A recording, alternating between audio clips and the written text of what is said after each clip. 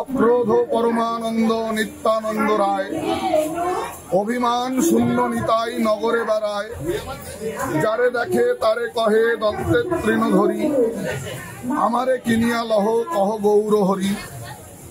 এত বলি নিত্যানন্দ ভূমে গড়ি যায়, সোনার পর্বত যেন ধুলাতে লুটায়। হেন অবতারে যার রতি না জন্মিল, জ্ঞান কহে সেই পাপী এলো আর গেল। আজ হইতে শতাব্দী পূর্বে এই পানিহাটি গ্রামে কলিযুগ পাবনাবতার গৌরহরি, অভিন্ন চৈতন্য তনু শ্রীপাদ নিত্যানন্দ মহাপ্রভু সন্ন্যাস গ্রহণের পর নৌকা যোগে যখন নীলাচলে যাচ্ছেন, তখন আজকের পানিহাটি শহর তদানীন্তন কালে পানিহাটি বা পণ্যহট্ট, এই পানিহাটির গঙ্গা তটের যে বটবৃক্ষ, এই বটবৃক্ষ তলায় বিশ্রাম করেছিলেন। এবং সেই দিন কালনার আদিসপ্ত গ্রামের জমিদার বাড়ির ছেলে ছয় গোস্বামীর অন্যতম যে স্বরগোস্বামী আছেন গৌরীয় বৈষ্ণব জগতে, শ্রীরূপ শ্রী সনাতন ভট্ট রঘুনাথ, শ্রীজীব গোপাল ভট্ট দাস রঘুনাথ, যেই স্বরগোস্বামীকে বাদ দিলে গৌরীয় বৈষ্ণব জগৎ অন্ধকার, সেই স্বরগোস্বামীর অন্যতম রঘুনাথ দাস গোস্বামী। তার বাবা ছিলেন কালনা আদিসপ্ত গ্রামের বিরাট ধনাঢ্য জমিদার। বিরাট ধনাঢ্য জমিদার বাড়ির ছেলে ছিলেন সেই রঘুনাথ দাস গোস্বামী। সেই ছোট্ট রঘুনাথ গৌর কৃপা কারুণ্য লাভ করার জন্যে পালিয়ে চলে এসেছিলেন এই পানিহাটিতে মহাপ্রভুর আগমন বার্তা জেনে। সেদিন যখন মহাপ্রভুর পায়ে গিয়ে পড়লেন, মহাপ্রভু কিন্তু সন্ন্যাসী হলেও একটু বাস্তবের মাটিতে পা দিয়ে হাঁটতেন। তিনি চিন্তা করলেন, ধনাঢ্য বাড়ির বড়লোক বাড়ির ছেলে, তাকে যদি আমি এক্ষুনি সন্ন্যাস দিই, পাছে সমাজে বদনাম রটতে পারে যে জমিদার বাড়ির বড়লোক বাড়ির ছেলেকে ফুসলে এই নবীন সন্ন্যাসী ঘরছাড়া করেছে। সেই জন্য মহাপ্রভু তাকে ভৎসনা করলেন তীব্র ভাষায়। কি বললেন? গৃহে যাও, স্থির হও, না হও বাতুল, মরকত বৈরাগ্য না করো লোক দেখাইয়া, যথাযথ বিষয় ভুঞ্জ অনাসক্ত হইয়া।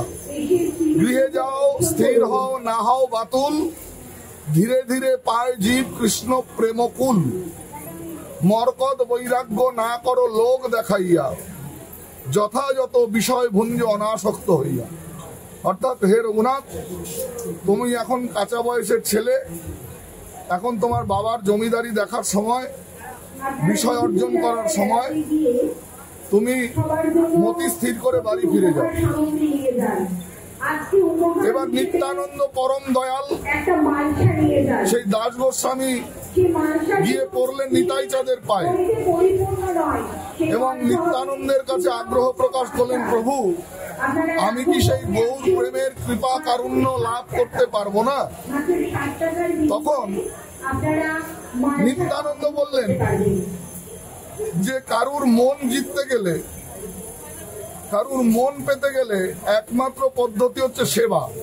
সেবার দ্বারায় আমার বহু বাঞ্ছিত ধনকে আরো আরো নিকট করে পাওয়া যায়।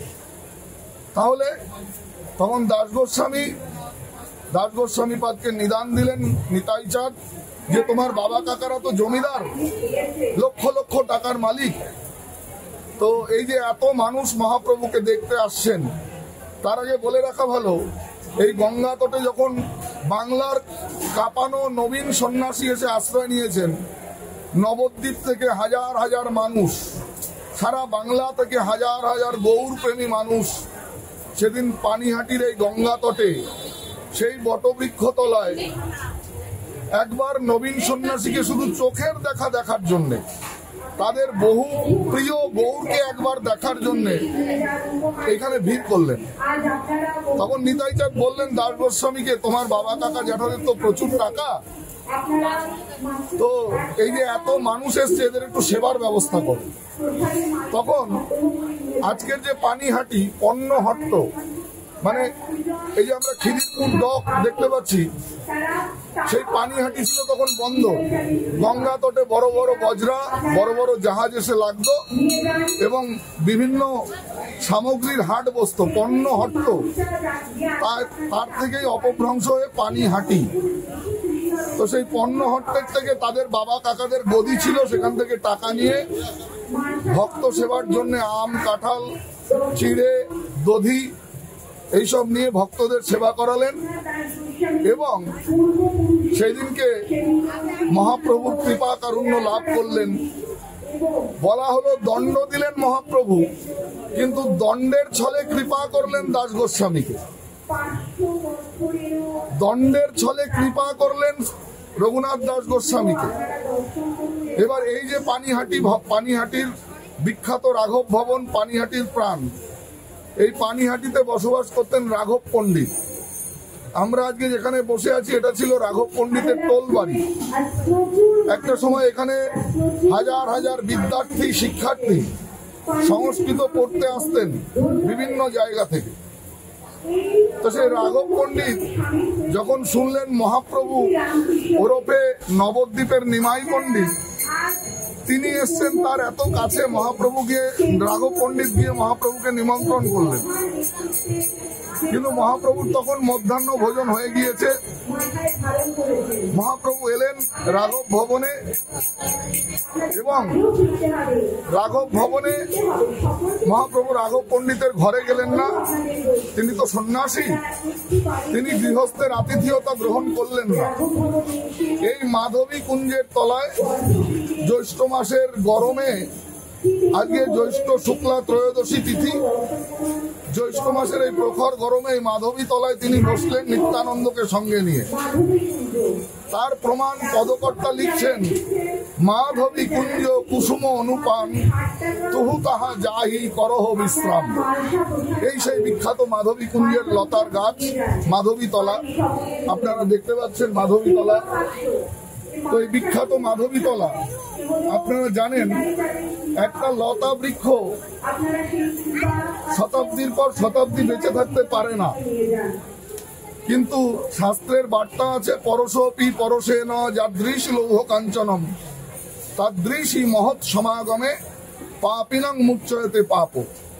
পরশমণির পরশে যেমন লৌহখণ্ড সোনায় পরিণত হয়, ঠিক তদ্রূপ নিতাই অঙ্গ পরশে, গৌর অঙ্গ পরশে এই মাধবীলতা সৃষ্টি যতদিন থাকবে ততদিন অমর হয়ে থাকবে। স্বভাবত একটা লতা বৃক্ষ এত বছর বেঁচে থাকে না, একমাত্র গৌর কৃপা কারুণ্যে এই মাধবী কুঞ্জ বা মাধবী লতা স্বমহিমায় মাথাচাড়া দিয়ে আজও বেঁচে আছে। এই রাঘব ভবনের অন্যতম আকর্ষণ এই মাধবী লতা বা মাধবী কুঞ্জ। মহাপ্রভু এবং শ্রীপাদ নিত্যানন্দ এই মাধবী তলায় বিশ্রাম করলেন এবং রাঘব পণ্ডিতের এক বাল্য বিধবা ভগিনী, তার নাম হচ্ছে দময়ন্তী দেবী।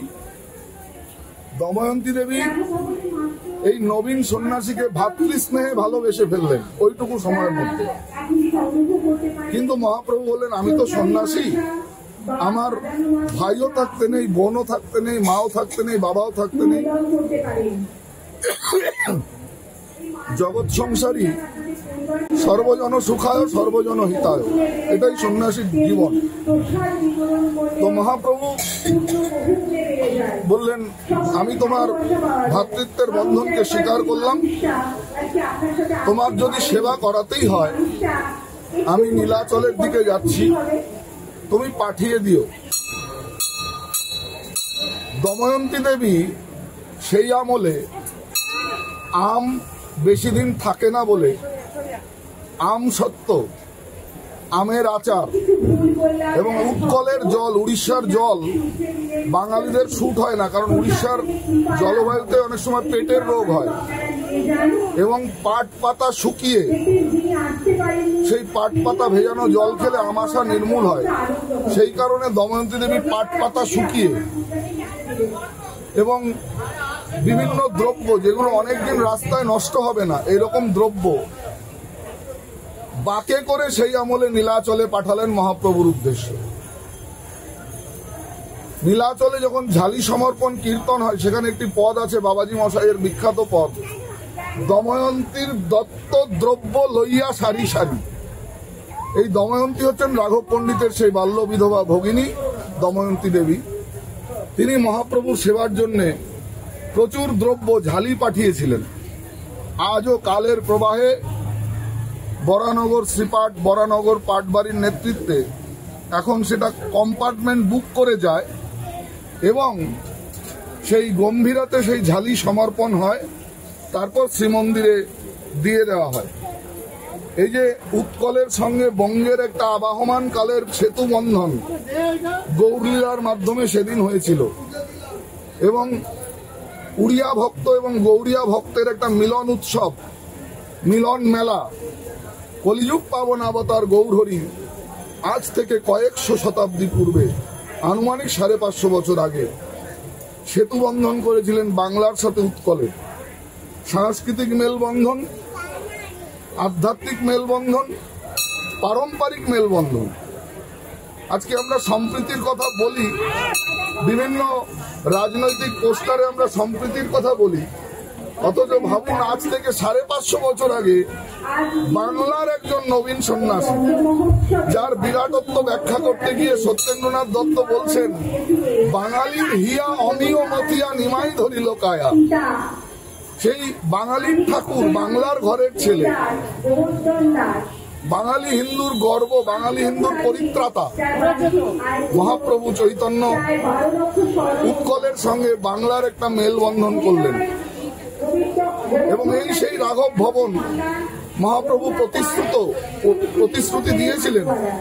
চৈতন্য চরিতামৃত গৌর প্রামাণ্য গ্রন্থে তার উল্লেখ স্পষ্ট আছে যে 5টি জায়গায় আমি সন্ন্যাসী হয়ে যেখানেই যাই না কেন, 5টি জায়গায় আমার নিত্য উপস্থিতি থাকবে।